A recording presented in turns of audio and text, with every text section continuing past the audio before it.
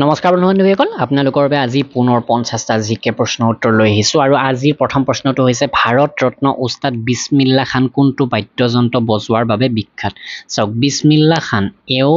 যিটো বাদ্যযন্ত্ৰ বজোৱাৰ বাবে বিখ্যাত আছিল সেইটো হৈছে সেহনাই বা সোহনাই আৰু এইটো এটা পেপাৰ নিচিনা যন্ত্ৰ বা এটা বাদ্য আৰু চাওক ভাৰত ৰত্ন বিছমিল্লা উস্তাদ বিছমিল্লা খান কৈছে তো এও ভাৰত ৰত্ন বঁটা লাভ কৰিছিল তো কেতিয়া লাভ কৰিছিল সেইটো এটা ইম্পৰ্টেন্ট পইণ্ট তো উস্তাদ বিছমিল্লা খানক 2001 চনত ভাৰত ৰত্ন বঁটা প্ৰদান কৰা হৈছিল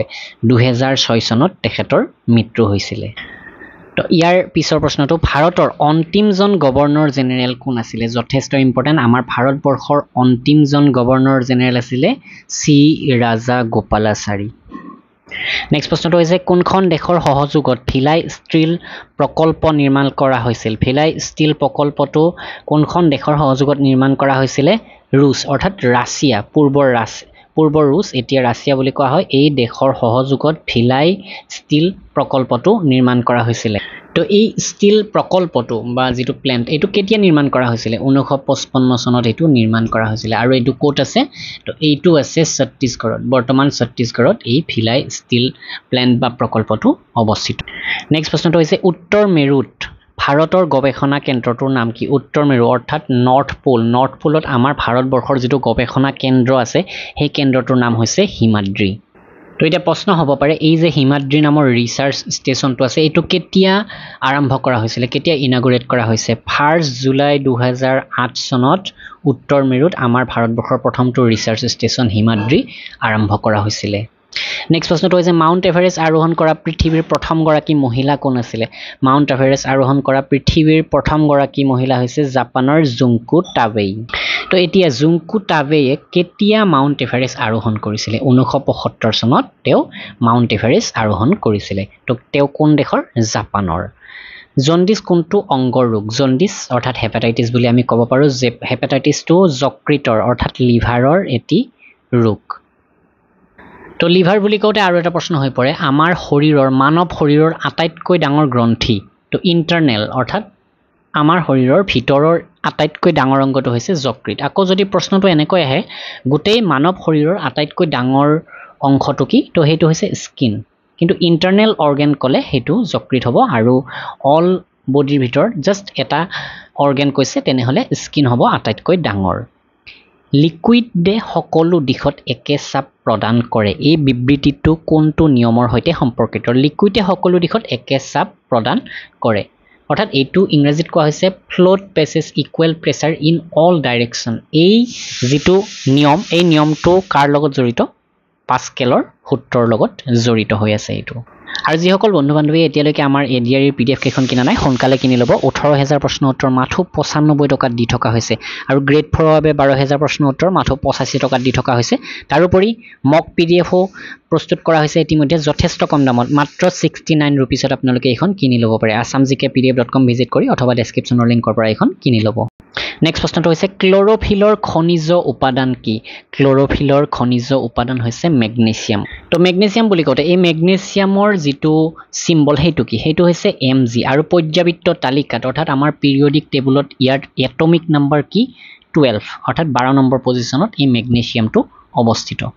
নেক্সট প্ৰশ্নটো এলপিজি গেছত কি থাকে এলপিজি গেছত থাকে বুটেন তো এলপিজিৰ ফুল ফৰ্মটো আহিব পাৰে এলপিজি লিকুইফাইড পেট্ৰলিয়াম গেছ হৈছে ইয়াৰ ফুল ফৰ্ম আৰু ইয়াতে যি বুটেন থাকে এই বুটেনৰ ৰাসায়নিক সংকেত আহিব পাৰে তো বুটেনৰ যেটো ৰাসায়নিক সংকেত হেতু হৈছে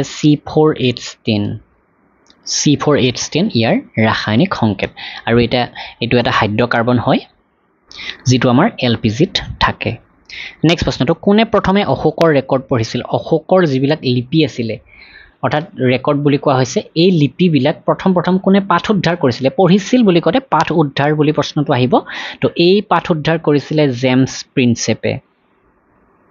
নেক্সট কোনজন বৌদ্ধ সন্ন্যাসীৰ প্ৰভাৱত অশোকে বৌদ্ধ ধৰ্ম লৈছিল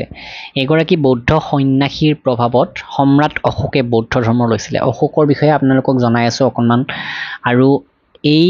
বৌদ্ধ সন্ন্যাসীজন হৈছে উপগুপ্ত অশোক সম্ৰাট আছিল তেওঁ কোনখন ৰাজ্যৰ বা কোৰ সম্ৰাট আছিল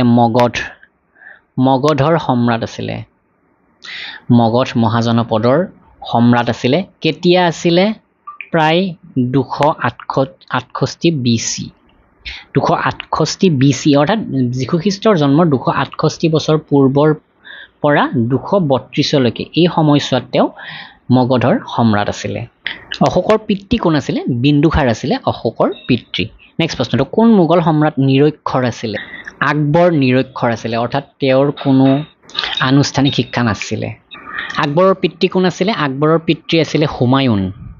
আৰু আকবৰৰ পুত্ৰ কোন আছিলে আকবৰৰ পুত্ৰ আছিলে জাহাংগীৰ আৰু আছিলে কিন্তু বিশেষকৈ মোগল সম্ৰাট হোৱা উল্লেখনীয় ব্যক্তিকেইগৰাকীৰ নাম ইয়াতে আপোনালোকক জনাইছো আকবৰৰ পুত্ৰ জাহাংগীৰ আৰু পিতৃ আছিলে হুমায়ুন আৰু মোগল এম্পেৰৰ বিলাকৰ ভিতৰত আটাইতকৈ গ্ৰেটেষ্ট বুলি কোৱা হৈছে এই আকবৰক 1556 পৰা 1605 লৈকে তেওঁ শাসন কৰিছিলে আকবৰৰ সময়তে এগৰাকী বিখ্যাত ব্যক্তি আছিলে তেওঁ কোন তেওঁ হৈছে বীৰবল নেক্সট প্ৰশ্নটো অমৃতসৰ চহৰ কোনে প্ৰতিষ্ঠা কৰিছিলে তো অমৃতসৰ চহৰ প্ৰতিষ্ঠাৰ লগত জড়িত হৈ আছে গুৰু ৰামদাস তো এই অমৃতসৰ চহৰ আছে ক'ত অমৃতসৰ চহৰ পাঞ্জাবৰ অমৃতসৰ নামৰ জিলাখনত আছে আৰু ইয়াৰ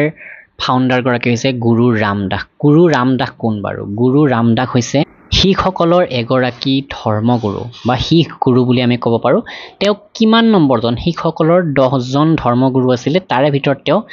4 নম্বৰজন ধৰ্মগুৰু আছিলে গুৰু ৰামদাস গদ্দাৰ পাৰ্টিৰ প্ৰতিষ্ঠাপক কোন আছিলে গদ্দাৰ পাৰ্টিৰ প্ৰতিষ্ঠাপক আছিলে লালা হৰদয়াল নেক্সট প্ৰশ্নটো হৈছে শিখ ইতিহাসত কোনে লাংগৰ প্ৰণালী আৰম্ভ কৰিছিলে লাংগৰ প্ৰণালীটো কোনে আৰম্ভ কৰিছিলে গুৰু অংগদ দেৱে শিখসকলৰ 10 গৰাকী গুৰুৰ ভিতৰত গুৰু অংগদ দেৱ কেই নম্বৰ গৰাকী বাৰু তেওঁ 2 নম্বৰ গৰাকী অকনমান আগতে 4 নম্বৰ গৰাকীৰ নাম আপোনালোকক ক'লো আৰু শিখসকলৰ 1 নম্বৰ গৰাকী গুৰু কোন আছিলে শিখ গুৰু তেওঁ আছিলে গুৰু নানক 2 নম্বৰ গৰাকী গুৰু অংগদ দেৱ ঠিক তেনেকৈ 10 নম্বৰ গৰাকী গুৰু হৈছে গুৰু গোবিন্দ সিং আটাইতকৈ পুৰণি বেদ কোনটো আটাইতকৈ পুৰণি বেদখন হৈছে ঋগবেদ 4খন বেদ আছিলে তো 4খন বেদৰ ভিতৰত আটাইতকৈ পুৰণিখন হৈছে ঋগবেদৰ বিষয়ে কিছুমান ভিতৰুৱা প্ৰশ্ন হ'ব পাৰে ঋগবেদত কেইটা মণ্ডল আছে তো 10টা মণ্ডল আছে আৰু ঋগবেদত মুঠ হিমছ কিমান আছে 1028 আৰু ইয়াত মুঠ ভাৰ্চেছ আছে ইয়াত মুঠ 10600 ভাৰ্চেছ আছে নেক্সট প্ৰশ্নটো হৈছে কোন সুলতানে তেওঁৰ ৰাজধানী দিল্লীৰ পৰা দৌলতাবাদলৈ স্থানান্তৰিত কৰিছিল দিল্লীৰ পৰা দৌলতাবাদলৈকে এগৰাকী সুলতানে তেওঁৰ ৰাজধানী স্থানান্তৰ কৰিছিল তেওঁ হৈছে মোহাম্মদ বিন তুগলক যাক কোৱা হৈছে জ্ঞানী মূৰ্খ ৰজা বুলি প্ৰথম পঞ্চবাৰ্ষিক পৰিকল্পনা কেতিয়া আৰম্ভ কৰা হৈছিলে 1951 চনত প্ৰথম পঞ্চবাৰ্ষিক পৰিকল্পনা আৰম্ভ কৰা হৈছিলে প্ৰথম পঞ্চবাৰ্ষিক পৰিকল্পনাৰ লগত জড়িত কেইটামান তথ্য আপোনালোকক জনাও তো এই পৰিকল্পনা 1951 পৰা 1956 লৈকে আছিলে আৰু এই পৰিকল্পনা কিহৰ ভিত্তিত আছিলে ইয়াৰ নামটো আপোনালোকে মনত ৰাখক হাৰদ ডোমাৰ মডেলৰ ওপৰত ভিত্তি কৰি আছিলে হাৰদ ডোমাৰ মডেলৰ ওপৰত ভিত্তি কৰি এই প্ৰথম পঞ্চবাৰ্ষিক পৰিকল্পনা কৰা হৈছিলে আমাৰ ভাৰতবৰ্ষত নেক্সট প্ৰশ্নটো হৈছে চীনা ভ্ৰমণকাৰী হিউৱেন চাঙে কোনখন বিশ্ববিদ্যালয়ত অধ্যয়ন কৰিছিলে হিউৱেন চাং এগৰাকী চীনা ভ্ৰমণকাৰী আছিলে তেওঁ আমাৰ ভাৰতবৰ্ষৰ কোনখন বিশ্ববিদ্যালয়ত অধ্যয়ন কৰিছিলে নালন্দা বিশ্ববিদ্যালয়ত চাওক হিউৱেন চাং আমাৰ ভাৰতবৰ্ষলৈকে কেতিয়া আহিছিলে বাৰু 630 খ্ৰীষ্টাব্দত তেওঁ আমাৰ ভাৰতবৰ্ষলৈকে আহিছিলে আৰু প্ৰায় 15 বছৰ কাল ভাৰতবৰ্ষত থাকি তেওঁ বিভিন্ন অধ্যয়ন কৰি গৈছিলে লগতে ভাৰতবৰ্ষৰ বিষয়ে যথেষ্টখিনি তথ্য লিখি থৈ গৈছিলে সংস্কৃতত তেওঁৰ এটা নাম আছে সেই নামটো কি সেইটো এটা ইম্পৰ্টেন্ট পইণ্ট মোক্ষদেৱা তেওঁক নাম দিয়া হৈছে সংস্কৃতত তেওঁ এগৰাকী বুদ্ধিষ্ট মংক স্কলাৰ ট্ৰেভেলাৰ তথা ট্ৰেন্সলেটৰ বুলি আমি গম পাওঁ আৰু ভাৰতবৰ্ষৰ নালন্দা বিশ্ববিদ্যালয়ত আহি তেওঁ অধ্যয়ন কৰিছিলে কোনটো তেজৰ গোটক সৰ্বদাতা বুলি কোৱা হয় গোট অ ব্লাড গ্ৰুপ অ'ক সৰ্বদাতা বুলি কোৱা হৈছে এজন মানুহৰ শৰীৰত কিমানটা হাড় থাকে যথেষ্ট ইজি প্ৰশ্ন 206টা হাড় থাকে এই সকলোবিলাক প্ৰশ্ন পূৰ্বৰ বিভিন্ন এক্সামত ৰিপিট হৈছে সেইবাবে আপোনালোকৰ বাবে লৈ আহিছোঁ আৰু প্ৰতিটো প্ৰশ্ন কম সময়ত কভাৰ কৰিবলৈকে মই চেষ্টা কৰিছোঁ সেইবাবে একেলগে 50টা প্ৰশ্ন উত্তৰ কম সময়তে আপোনালোকক জনাম তাৰ মাজত তথ্যবিলাকো আপোনালোকে পায়ে আছে সূৰ্যৰ পোহৰৰ পৰা কোনটো ভিটামিন প্ৰাপ্ত কৰা হয় যথেষ্ট ইম্পৰ্টেন্ট প্ৰশ্ন সূৰ্যৰ পোহৰৰ পৰা ভিটামিন ডি আহৰণ কৰা হয় প্ৰশ্ন আহিব পাৰে ভিটামিন ডিৰ সাইন্টিফিক নেম কি ভিটামিন ডিৰ সাইন্টিফিক নেম হৈছে কেলচিফেৰল মাইকী এন'ফিলিছ মহৰ কামোৰৰ ফলত কোনটো ৰোগ হয় মাইকী এন'ফিলিছ মহৰ কামোৰৰ ফলত কি ৰোগ হয় মেলেৰিয়া ৰোগ হয় টেলিফোন কোনে উদ্ভাৱন কৰিছিলে টেলিফোন উদ্ভাৱন কৰিছিলে আলেকজেণ্ডাৰ গ্ৰাহাম বেলে এতিয়া প্ৰশ্ন হ'ব যে কেতিয়া এই টেলিফোন আৱিষ্কাৰ কৰিছিলে গ্ৰাহাম বেল তো 1869ত তেওঁ টেলিফোনটো তেওঁৰ নামত পেটেণ্ট কৰিছিলে পোহৰৰ গতি কিমান এইটো যথেষ্ট ইম্পৰ্টেণ্ট 3 লাখ কিলোমিটাৰ প্ৰতি ঘণ্টা অৰ্থাৎ প্ৰতি ঘণ্টা নহয় 3 লাখ কিলোমিটাৰ প্ৰতি ছেকেণ্ড এক ছেকেণ্ডত পোহৰে 3 লাখ কিলোমিটাৰ যাব পাৰে আৰু এইটোৱেই অকণমান বেলেগ ধৰণেৰে আহে প্ৰশ্নটো তো এইটো এনেকৈ আহে 3 × 10⁸ তো এইটো আপোনালোকে সিলেক্ট কৰিব লাগিব যদি অপচনত থাকে 3 × 10⁸ মিটাৰ পাৰ ছেকেণ্ড যদি কিলোমিটাৰত দিয়ে তেনেহ'লে 3 লাখ কিলোমিটাৰ আৰু যদি মিটাৰত দিয়ে 3 × 10⁸ মিটাৰ পাৰ ছেকেণ্ড নেক্সট প্ৰশ্নটো পৃথিৱীখন সূৰ্যৰ চাৰিওফালে ঘূৰি আছে বুলি কোনে প্ৰথমে কৈছিলে পৃথিৱীখন সূৰ্যৰ চাৰিওফালে ঘূৰি আছে বুলি প্ৰথম কোপাৰ্নিকাছে কৈছিলে এটা প্ৰশ্ন হৈছে পৃথিৱীখন পশ্চিমৰ পৰা পূবলৈ ঘূৰে নে পূবৰ পৰা পশ্চিমলৈকে ঘূৰে সেই প্ৰশ্নটো আমি ইয়াৰ আগৰ সেশনত আলোচনা কৰিছিলোঁ কমেন্ট সেকশনত আপোনালোকে এইটো জনাব পোহৰৰ বছৰটোৰ সৈতে কোন সম্পৰ্কিত পোহৰৰ বছৰ অৰ্থাৎ লাইট ইয়াৰ কিহৰ সৈতে সম্পৰ্কিত লাইট ইয়াৰ সম্পৰ্কিত জ্যোতিৰ্বৈজ্ঞানিক দূৰত্বৰ সৈতে এইটো এটা জ্যোতিৰ্বৈজ্ঞানিক দূৰত্ব হয় পোহৰে এবছৰত যিমান দূৰ অতিক্ৰম কৰে তাকে কোৱা হয় এক লাইট ইয়াৰ বা এক পোহৰ বৰ্ষ সোণালী মন্দিৰ ক'ত অৱস্থিত গোল্ডেন টেম্পলটো অমৃতসৰত অৱস্থিত তো অকণমান আগতে অমৃতসৰৰ বিষয়ে আপোনালোকক কৈছোঁ চাৰমিনাৰ ক'ত অৱস্থিত চাৰমিনাৰটো অৱস্থিত হায়দৰাবাদত চাওক চাৰমিনাৰটো হায়দৰাবাদত আছে এইটো আমি গম পালোঁ এই চাৰমিনাৰটো কোনে নিৰ্মাণ কৰিছিলে মহম্মদ কুলি কুতুব শ্বাহে এই যিটো চাৰমিনাৰ এইটো নিৰ্মাণ কৰিছিলে তেওঁ শাসনকালত তেওঁৰ জৰিয়তে এইটো নিৰ্মাণ কৰা হৈছিলে কিন্তু ইয়াৰ আৰ্কিটেক্ট গৰাকী কোন মীৰ মমিন আস্তাৰবাদী নামৰ ব্যক্তিগৰাকী ইয়াৰ আৰ্কিটেক্ট মীৰ মমিন আস্তাৰবাদী আৰু এই চাৰমিনাৰটো নিৰ্মাণ কেতিয়া কৰা হৈছিলে এইটো আটাইতকৈ ইম্পৰ্টেণ্ট 1591 খ্ৰীষ্টাব্দত এইটো নিৰ্মাণ কৰা হৈছিলে কুতুব মিনাৰ ক'ত অৱস্থিত দিল্লীত অৱস্থিত এতিয়া কুতুব মিনাৰ কোনে নিৰ্মাণ কৰিছিলে কুতুব মিনাৰটো 1192 খ্ৰীষ্টাব্দত কুতুবউদ্দিন আইবাকৰ দ্বাৰা নিৰ্মাণ আৰম্ভ কৰা হৈছিলে আৰু এইটো নিৰ্মাণ কমপ্লিট হৈছিলে বহুদিন পিছত প্ৰায় 1368 খ্ৰীষ্টাব্দত এইটো কমপ্লিট হৈছিলে নিৰ্মাণ কৰা ফিৰোজ শাহ তুগলকৰ দ্বাৰা কুতুবউদ্দিন আইবাকে আৰম্ভ কৰিছিলে আৰু ফিৰোজ শাহ তুগলকে 1368ত এই কুতুব মিনাৰ নিৰ্মাণ সম্পূৰ্ণ কৰিছিলে তো কুতুব মিনাৰৰ লগত জড়িত কুতুবউদ্দিন আইবাক এটা ইম্পৰ্টেণ্ট প্ৰশ্ন হৈ পৰে দিল্লী চুলতানেটৰ ফাৰ্ষ্ট চুলতান গৰাকী বা ফাৰ্ষ্ট মুছলিম ৰুলাৰ দিল্লীৰ প্ৰথম মুছলিম শাসক কোন আছিলে কুতুবউদ্দিন আইবাক নেক্সট প্ৰশ্নটো গেটৱে অফ ইণ্ডিয়া ক'ত আছে গেটৱে অফ ইণ্ডিয়া আছে মুম্বাইত তো ইতিমধ্যে 30টা প্ৰশ্ন কমপ্লিট হৈছে ইণ্ডিয়া গেট ক'ত অৱস্থিত ইণ্ডিয়া গেট অৱস্থিত নতুন দিল্লীত গেটৱে অফ ইণ্ডিয়া গেট সকলোবিলাক নতুন দিল্লীত অৱস্থিত তাজমহল ক'ত অৱস্থিত তাজমহলো অৱস্থিত হৈ আছে আগ্ৰাত আগ্ৰা ক'ত আছে উত্তৰ প্ৰদেশত এতিয়া প্ৰশ্ন আহে যে তাজমহল কোনখন নদীৰ পাৰত অৱস্থিত যমুনা নদীৰ পাৰত এই তাজমহল অৱস্থিত আৰু এইটো কেতিয়া নিৰ্মাণ কৰা হৈছিলে বা কোন চনত এইটো সম্পূৰ্ণৰূপে নিৰ্মাণ হৈছিলে 1631 চনত কোনগৰাকী মোগল এম্পায়াৰে এইটো নিৰ্মাণ কৰিছিলে শাহজাহান মোগল এম্পায়াৰ শাহজাহানে এইটো নিৰ্মাণ কৰিছিলে একচুৱেলি এইটোৰ নিৰ্মাণ 1632ত আৰম্ভ হৈছিলে আৰু 1648 চনত এইটোৰ নিৰ্মাণ কমপ্লিট হৈছিলে 1631ত তাজমহলটো নিৰ্মাণ কৰা হ'ব বুলি ঘোষণা কৰা হৈছিলে এতিয়া আটাইতকৈ ডাঙৰ প্ৰশ্ন এটা হৈ পৰে এই তাজমহলৰ আৰ্কিটেক্ট গৰাকী কোন উস্তাদ আহমদ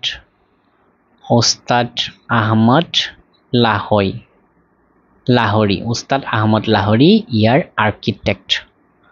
আজাদ হিন্দ ফৌজ ক'ত প্ৰতিষ্ঠা কৰা হৈছিলে আজাদ হিন্দ ফৌজ প্ৰতিষ্ঠা কৰা হৈছিলে ছিংগাপুৰত এতিয়া এই আজাদ হিন্দ ফৌজ কোনে প্ৰতিষ্ঠা কৰিছিলে সেইটো কমেন্ট কৰি জনাব আপোনালোকে শিক্ষক দিৱস কেতিয়া পালন কৰা হয় যথেষ্ট ইজি প্ৰশ্ন শিক্ষক দিৱস 5 ছেপ্টেম্বৰ তাৰিখে পালন কৰা হয় শিক্ষক দিৱসটো কাৰ জন্মদিনৰ উপলক্ষে পালন কৰা হয় ডক্টৰ সৰ্বপল্লী ৰাধাকৃষ্ণনৰ জন্মদিন উপলক্ষে এই শিক্ষক দিৱসটো পালন কৰা হয় সৰ্বপল্লী ৰাধাকৃষ্ণনৰ জন্ম কেতিয়া হৈছিলে 5 ছেপ্টেম্বৰ 1888 চনত আৰু তেওঁৰ এই জন্মদিনটোৰ স্মৃতি হিচাপে এই শিক্ষক দিৱসটো পালন কৰা হয় নেক্সট প্ৰশ্নটো ক্ৰিয়া দিৱস কেতিয়া উদযাপন কৰা হয় ক্ৰিয়া দিৱস বুলি কওঁতে আমাৰ ভাৰতবৰ্ষৰ ক্ষেত্ৰত এটা ক্ৰিয়া দিৱস হ'ব পাৰে বা আমাৰ অসমতো এটা ক্ৰিয়া দিৱস আছে যিটো কিছুদিন আগতে হৈ গৈছে তো এই ক্ষেত্ৰত আপোনালোকে জানিব লাগিব গোটেই ভাৰতবৰ্ষৰ ভিতৰত ক্ৰিয়া দিৱস ক'লে আগষ্ট 29 তাৰিখটো এতিয়া এই আগষ্ট 29 তাৰিখটো কাৰ লগত জড়িত হৈ আছে মেজৰ ধ্যান চান্দৰ লগত জড়িত হৈ আছে মেজৰ ধ্যান চান্দৰ এইটো জন্মৰ তাৰিখ হয় আৰু তেওঁ হকি খেলত যথেষ্ট পাৰদৰ্শিতা দেখুৱাইছিলে আমাৰ ভাৰতবৰ্ষৰ বাবে বহুকেইটা সোণৰ পদক আনিছিলে অলিম্পিকৰ পৰা তো সেইবাবে তেওঁৰ জন্মদিনটো এটা ভাল দিৱস ৰাখিছে ক্ৰিয়া দিৱস আৰু আমাৰ অসমৰ ক্ষেত্ৰত এটা ক্ৰিয়া দিৱস আছে অভিৰুচি ক্ৰিয়া দিৱস তো অভিৰুচি ক্ৰিয়া দিৱসটো কেই তাৰিখে পালন কৰা হৈছে 3 ছেপ্টেম্বৰ তাৰিখে আৰু এই 3 ছেপ্টেম্বৰটো কাৰ লগত জড়িত হৈ আছে ভোগেশ্বৰ বৰুৱাৰ লগত ভোগেশ্বৰ বৰুৱা আমাৰ অসমৰ পৰা প্ৰথমগৰাকী অৰ্জুন বঁটা প্ৰাপক আৰু তেওঁৰ জন্মদিনটোত আমি অসমে অভিৰুচি ক্ৰিয়া দিৱস পালন কৰোঁ কাৰ জন্মদিনটো ক্ৰিয়া দিৱস হিচাপে পালন কৰা হয় আমাৰ গোটেই ভাৰতবৰ্ষৰ ক্ষেত্ৰত 29 আগষ্ট দিনটো মেজৰ ধ্যান চন্দ্ৰৰ জন্মদিৱস উপলক্ষে ক্ৰিয়া দিৱস হিচাপে পালন কৰা হয় বিশ্ব পৰিৱেশ দিৱস কেতিয়া পালন কৰা হয় আমাৰ বাবে ইম্পৰ্টেণ্ট হৈ পৰে এইবাৰ বিশ্ব পৰিৱেশ দিৱসৰ থিম কি আছিলে 5 জুনত বিশ্ব পৰিৱেশ দিৱস পালন কৰা হয় এইটো আমি সকলোৱে জানো তো 2024ৰ যিটো থিম সেইটো হৈছে our land our future our land our future we are #generation restoration তো এইটো এইবাৰৰ যিটো থিম সেই থিম আছিলে কোনে ডু অৰ ডাই শ্লোগান দিছিলে কৰা অথবা মৰা শ্লোগান দিছিলে মহাত্মা গান্ধীয়ে জাতিৰ পিতা মহাত্মা গান্ধীয়ে এই শ্লোগান দিছিলে জয় হিন্দ শ্লোগান কোনে দিছিলে জয় হিন্দ শ্লোগান দিছিলে নেতাজী সুভাষ চন্দ্ৰ বসুৱে দিল্লী চলো শ্লোগান কোনে দিছিলে নেতাজী সুভাষ চন্দ্ৰ বসুৱে দিল্লী চলো শ্লোগান দিছিলে ইনকলাব জিন্দাবাদ এই শ্লোগানটো কোনে দিছিলে ভগত সিঙে দিছিলে তাৰ পাছতে তুমি মোক তেজ দিবা মই তোমাক স্বাধীনতা দিম শ্লোগান কোনে দিছিলে নেতাজী সুভাষ চন্দ্ৰ বসু বহুতে কমেন্ট কৰে যে এইবিলাক প্ৰশ্ন এক্সামত নাহে এইবিলাক প্ৰশ্ন আহিব বন্ধু বান্ধৱীসকল আপোনালোকে ভালদৰে চাই যাওক ইয়াৰ মাজৰ পৰা আপোনালোকে এক্সামত দেখিবলৈ পাব আৰু গ্ৰেড 4ৰ বাবেতো এইবিলাক যথেষ্ট ইম্পৰ্টেণ্ট ডাইৰেক্টলি এই প্ৰশ্নটো নাহিলেও এই প্ৰশ্নটো ওলোটাকৈ বা অকণমান বেলেগ প্ৰকাৰে আপোনালোকক সুধি দিব তো আপোনালোকৰ বাবে যিমান পাৰো ইম্পৰ্টেণ্ট সেশন আমি প্ৰভাইড কৰিবলৈকে চেষ্টা কৰিছোঁ আপোনালোকে এফালৰ পৰা মন দি চাই যাওক আৰাম হাৰাম হে শ্লোগান কোনে দিছিলে এইটো দিছিলে জৱাহৰলাল নেহৰুৱে পণ্ডিত জৱাহৰলাল নেহৰুদেৱে এইটো শ্লোগান দিছিলে আৰু তেওঁৰ জন্মদিৱসটো আমি কি দিৱস হিচাপে পালন কৰোঁ শিশু দিৱস সেই দিৱসটো কোন তাৰিখে কমেণ্ট কৰি জনাব কোনে জয় জৱান জয় কিষাণ শ্লোগান দিছিলে বহুত ডাঙৰ শ্লোগান হয় এইটো লাল বাহাদুৰ শাস্ত্ৰীয়ে জয় জৱান জয় কিষাণ এই শ্লোগানটো দিছিলে কোনে বিট ফিৰংগী কৌ শ্লোগান দিছিলে এই শ্লোগানটো দিছিলে মংগল পাণ্ডে সৰফৰচিৰ আশংকা এতিয়া আমাৰ হৃদয়ত আছে যিটো আমি হিন্দীত কওঁ সৰফৰচি কি তমন্না আব হামাৰে দিল মে সেই শ্লোগানটো কোনে দিছিলে এই শ্লোগানটো দিছিলে ৰাম প্ৰসাদ বিছমিল্লাই তো আমাৰ নেক্সট প্ৰশ্নটো কাক ভাৰতৰ নেপোলিয়ন বুলি কোৱা হয় ভাৰতৰ নেপোলিয়ন বুলি কোৱা হয় সমুদ্ৰগুপ্তক ইয়াৰ পিছৰ প্ৰশ্নটো সতী প্ৰথা বন্ধ কৰিবলৈ কোনজন সমাজ সংস্কাৰকে আটাইতকৈ বেছি প্ৰচেষ্টা চলাইছিলে তো সেই সমাজ সংস্কাৰক গৰাকী হৈছে ৰাজা ৰামমোহন ৰয় নেক্সট প্ৰশ্নটো ৰামকৃষ্ণ মিছন কোনে প্ৰতিষ্ঠা কৰিছিলে স্বামী বিবেকানন্দই ৰামকৃষ্ণ মিছন প্ৰতিষ্ঠা কৰিছিলে আৰু আজিৰ 50 নম্বৰ প্ৰশ্নটো হৈছে মহাত্মা গান্ধীৰ জন্ম জয়ন্তী কোন তাৰিখে উদযাপন কৰা হয় অক্টোবৰ 2 তাৰিখে যিটো দিৱস বৰ্তমান গোটেই বিশ্বই শান্তি দিৱস হিচাপে পালন কৰে তো এইখিনি আছিলে আজি সেশনটোত আপোনালোকক আগবঢ়াবলগীয়া প্ৰশ্ন আৰু আগন্তুক এছএছসি হওক ৰেলৱে হওক বা বিভিন্ন অসমৰ কম্পিটিটিভ এক্সামৰ বাবে যিকোনো পিডিএফ যদি আপোনালোকে বিচাৰে অসমীয়া মাধ্যম হওক ইংৰাজী মাধ্যম হওক তেনেহ'লে আমাৰ ৱেবছাইট assamgkpdf.com ভিজিট কৰিব সকলোবিলাক পিডিএফ যথেষ্ট কম দামত ইয়াতে প্ৰভাইড কৰা হৈছে অসম জিকেপিডিএফখন আপোনালোকে কিনি ল'ব এডিআৰিৰ বাবে যথেষ্ট ইম্পৰ্টেণ্ট এডিআৰি অসম পুলিচ সকলোৰে বাবে 7500 প্ৰশ্ন উত্তৰ সম্পূৰ্ণ অসমীয়া মাধ্যমত অসমৰ তথ্য সমৃদ্ধ হৈ আছে এইখন কিনি ল'ব ধন্যবাদ